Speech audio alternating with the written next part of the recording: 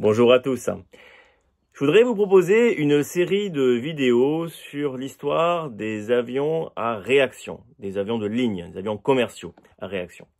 Et j'ai eu l'idée d'un nouveau format. Alors vous me direz si ça vous semble intéressant ou pas. Un format plus simple, un format où je prends un avion, je vous en parle pendant 15, 20, 30 minutes suivant les avions. Et voilà, il n'y a pas de montage, je n'ai pas prévu un PowerPoint, je vous en parle simplement. Et je le fais dans ce décor qui est en fait ma maison. Et il se trouve que j'habite sur une péniche qui est amarrée sur le canal du Midi. Alors, pour commencer la série, parlons du DC-8. Pourquoi le DC-8? Le DC-8, c'est un des premiers avions commerciaux de ligne. Avec le Comet, on a déjà parlé dans l'Aéromasterclass, et avec le Boeing 707, on en a également parlé. Donc, parlons du DC-8. Alors, DC-8. DC, ça veut dire Douglas Commercial. Donc, c'est un avion de Douglas. On va parler de Douglas. Et 8, eh bien, dans la série des DC, c'est toute une famille d'avions. Vous avez eu le DC-2, le DC-3, très connu, c'est un des avions les plus construits. C'est au niveau militaire, c'est le C-47, c'est l'avion du débarquement. Le DC-4, le DC-5, un peu moins construit, le DC-6. Qu'est-ce qu'ils ont ces avions en commun? Ce sont des avions à piston. Vous pouvez retenir que Douglas, c'est un leader, c'est le leader même de la construction d'avions commerciaux, d'avions de ligne dans les années 40, les années 50. Donc ça commence en 1934 avec le DC-2 et on peut continuer l'histoire comme ça jusqu'en 1958 avec le DC-6. Donc durant 34 ans, Douglas, c'est le constructeur numéro 1 au plan mondial. Ils ont construit 1566 avions durant ces 24 ans. Bien, 24 ans, de 1934 à 1958. Bon, et ils avaient qui en concurrent? Un autre constructeur, peut-être aussi un peu oublié aujourd'hui, qui est Lockheed. Lockheed, lui, de son côté, il a construit 978 avions commerciaux. En tout cas, ils avaient construit ça quand débute mon histoire, au milieu des années 50. Alors, il faut bien se mettre dans le contexte des années 50. Mettez-vous à la place de Douglas. Ils ont cette situation assez confortable, où ils ont construit beaucoup d'avions, où ils ont vendu surtout beaucoup d'avions à beaucoup de compagnies aériennes américaines. Et donc, ils connaissent bien le marché. Ils connaissent bien les attentes des compagnies aériennes puisque les compagnies aériennes leur parlent. Et la question qui se pose, c'est qu'est-ce que les compagnies aériennes vont faire de la réaction, des moteurs à réaction? Est-ce que elles vont rester avec des moteurs à piston? Est-ce que ils vont passer à vouloir commander ce qu'on appelle de la turbopropulsion, des turboprops? Qu'est-ce que c'est ça? C'est une turbine qui fait tourner une hélice, un peu comme vous avez aujourd'hui sur la 400M par exemple. Ou bien, est-ce que les compagnies aériennes vont vouloir plutôt acquérir des avions avec la turboréaction, des turboréacteurs? Donc là, on a une turbine qui accélère de l'air, et c'est l'accélération de l'air, de la quantité d'air qui passe, qui par réaction fait avancer l'avion. Donc on a deux grosses technologies sur les turbines, turboprop d'un côté, turboréaction de l'autre. Et la question c'est, est-ce que Douglas doit investir dans des turboprops ou dans des turboréacteurs? Et pour le savoir, il faut faire un peu de stratégie. Il faut réfléchir à l'avantage, l'inconvénient qu'il y a pour une compagnie à se doter de turboprop ou turboréacteurs. Alors, essayons de comprendre techniquement. Un turboprop, ça a plusieurs avantages par rapport à un turboréacteur. Déjà, ça consomme moins de carburant à l'heure. Donc, ça veut dire qu'avec le même réservoir, on peut aller plus loin avec un turboprop. Et ça, c'est intéressant, parce que ça évite de faire des escales techniques trop rapprochées. Et dans les années 50, les compagnies cherchent à agrandir leur rayon d'action sans faire des escales trop proches, premièrement. Un turboprop, ça va moins vite. Ça, c'est plutôt un point pas très positif. Ça va plus vite qu'un moteur à piston, mais ça va moins vite que le moteur à réaction. Et par contre, c'est plutôt fiable, comparé, en tout cas, au moteur à réacteur de l'époque. On se replonge au milieu des années 50. Hein. Souvenez-vous, revoyez la vidéo qu'on a fait sur le Comet, de Havilland Comet, le premier avion à réacteur civil qui a été produit en 1949. Cet avion, au début des années 50, il subit une succession d'explosions en vol, d'accidents. Et donc, dans l'image publique du début des années 50, la réaction, le turboréacteur en tout cas, ne bénéficie pas d'une image glorieuse. Bon, alors si on fait le point là-dessus, c'est assez logique que Douglas se dit, probablement à terme, les compagnies voudront se doter d'avions à turboréacteur parce que ça va plus vite. Mais il y a le problème de la fiabilité pour le moment, et c'est un problème de consommation de carburant. Donc, Douglas se dit, on va faire probablement des avions à réaction, mais un peu plus tard. Et le souci, c'est qu'il y a un nouveau concurrent qui arrive dans l'aviation commerciale. Je vous ai dit, vous aviez Douglas d'un côté, vous aviez Lockheed, et il y a un troisième qui arrive, c'est Boeing. Alors Boeing, c'est qui à ce moment-là? Boeing, c'est une compagnie fondée en 1915, c'est déjà une ancienne compagnie, mais une compagnie essentiellement militaire, qui a réalisé un certain nombre d'avions militaires, qui a donc reçu des marchés pour ça.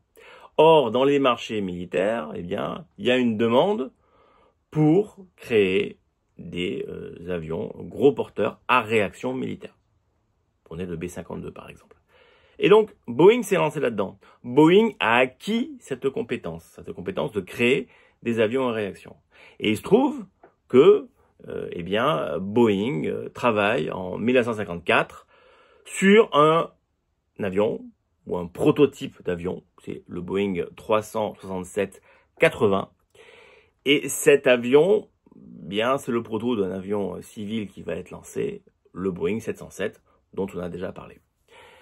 Alors, chez Douglas, on réfléchit et on se dit, bon, c'est bien d'investir dans les turboprops, mais il ne faudrait pas laisser toute la place à Boeing, et il faudrait aussi proposer un avion avec turboréacteur. Et c'est ainsi qu'est conçu le DC-8.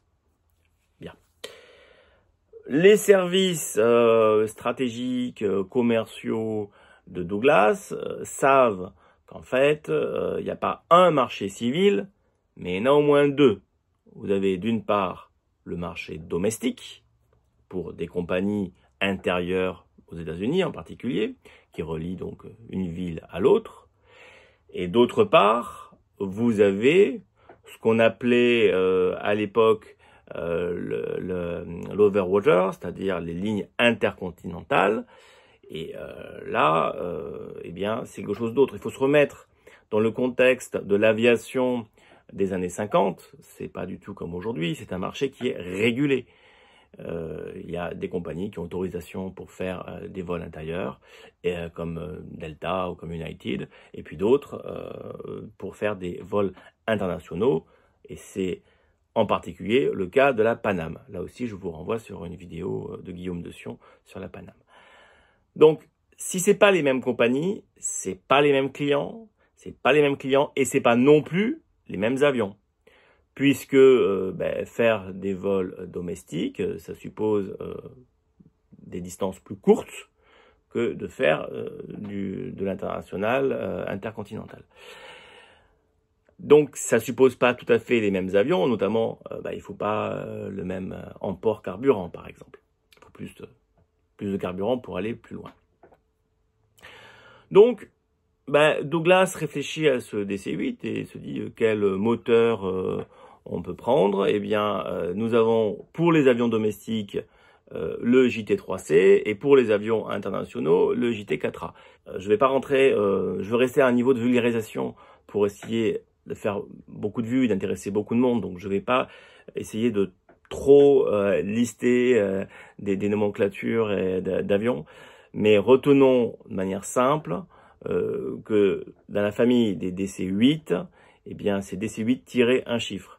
Donc, quand c'est DC-8 tiré 10 ou 20, on a des avions qui sont des avions domestiques. La série des DC-8 30, c'est des avions équipés JT4A pour donc du trafic international.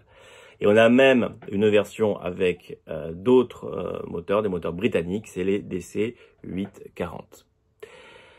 Bien. Ok, alors qui va acheter ces avions-là? Et est-ce que c'est rentable de se mettre sur ce marché-là? Eh bien, on attend avec impatience la commande de la plus grande des compagnies aériennes, la plus prestigieuse, la Pan Am. Et eh bien, le 26 octobre 56, la Pan Am va commander 25 DC-8 d'un côté et 20 Boeing 707 de l'autre.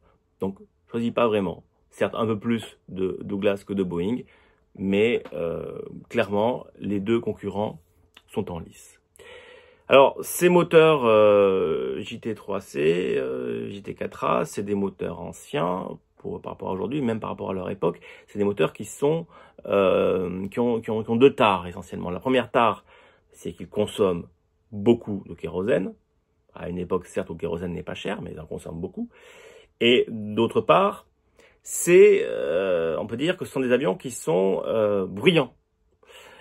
Alors, il n'y a pas encore de grandes normes environnementales, elles vont arriver, mais ce sont des avions bruyants.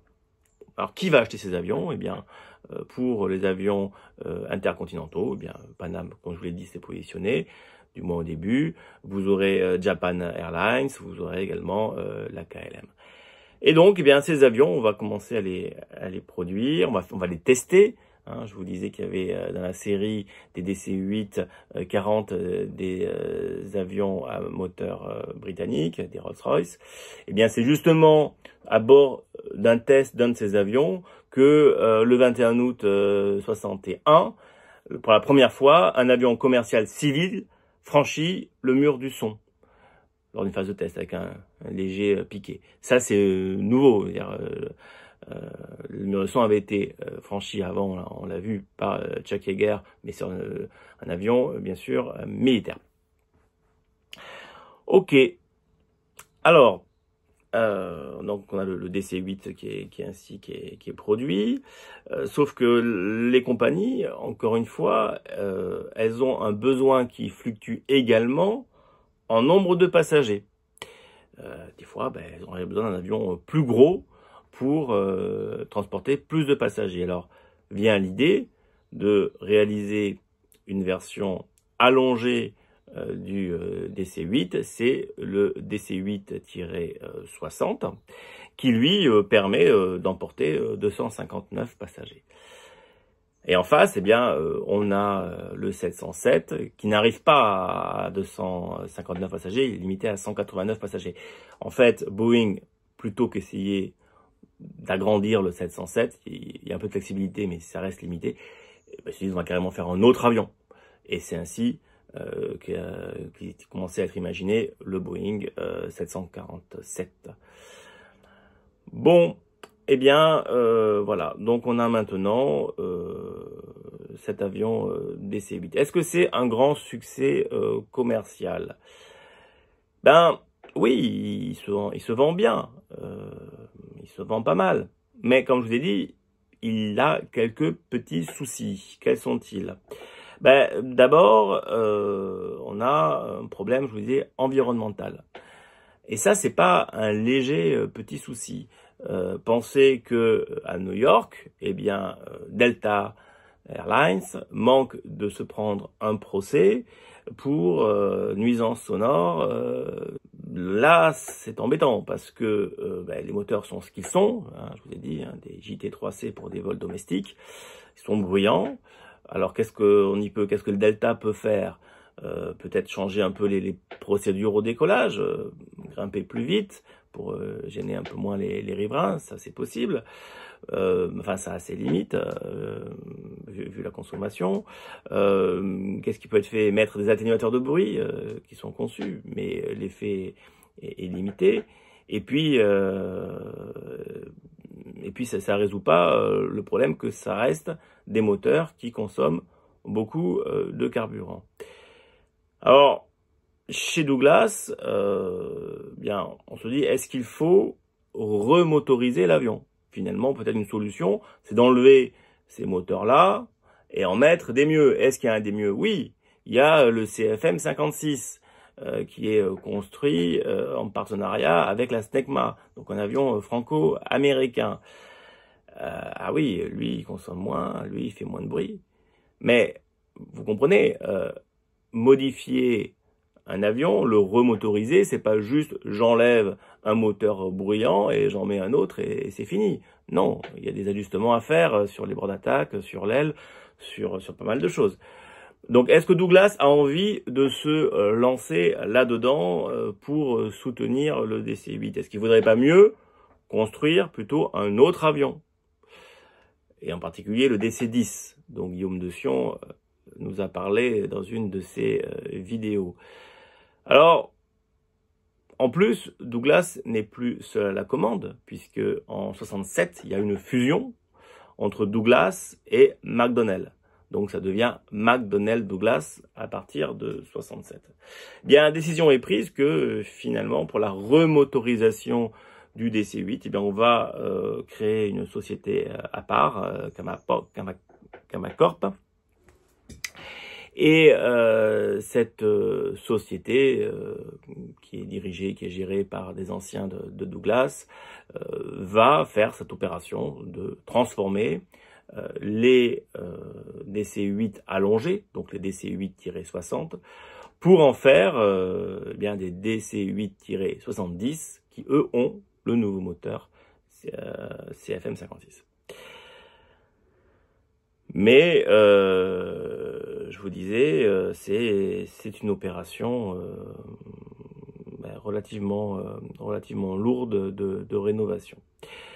Alors il y a une chose qu'on n'avait pas vue et qui va en faveur de Douglas, c'est que certes le DC-8 a du mal à suivre le Boeing 707, il s'en vend mal, mais par contre c'est un avion qui est plus durable par rapport au Boeing. La durée de vie du DC-8, on ne le savait pas à l'époque, mais elle est largement supérieure à celle du Boeing 707, ce qui fait que les compagnies qui ont acheté des DC-8 ont pu les utiliser beaucoup plus longtemps que les 707. Mais ça, c'était pas un argument au départ, puisqu'on le savait pas et on avait du mal à le prouver et à l'annoncer. Donc finalement, dans le match, d'un côté DC-8, d'autre côté Boeing 707, qui c'est qui gagne? Du DC-8, il s'en est vendu 555 et des Boeing 707, ça en est vendu 727. Voilà. Et puis après, il y en a eu, si on compte les dérivés du 720, en fait, des avions de chez Boeing, de cette génération-là, finalement, il s'en est vendu plus. Bon, l'histoire finit avec le rachat de Douglas par Boeing en 1997. Donc maintenant, de toute façon, c'est la même compagnie, ils sont plus rivaux. Les derniers DC-8 ont continué à voler. Ce sont des avions qu'on a transformés en avions cargo, en fait. Lorsqu'un avion est un peu vétuste, eh bien, mais qu'il est encore performant, hein, qu'est-ce qu'on en fait? On en fait un avion cargo, mais du fret à l'intérieur. Le fret ne se plaint pas du confort, contrairement aux passagers. Et donc c'est un avion qui a duré plus longtemps. À l'heure où je tourne la vidéo, il en vole encore 2. Donc, mais vraiment, il a quand même pas mal vécu cet avion. Je vous remercie. Pensez à liker, mettez-nous des commentaires et dites-nous si ce nouveau format vous plaît et s'il faut continuer comme ça ou s'il faut faire tout à fait autre chose. Merci.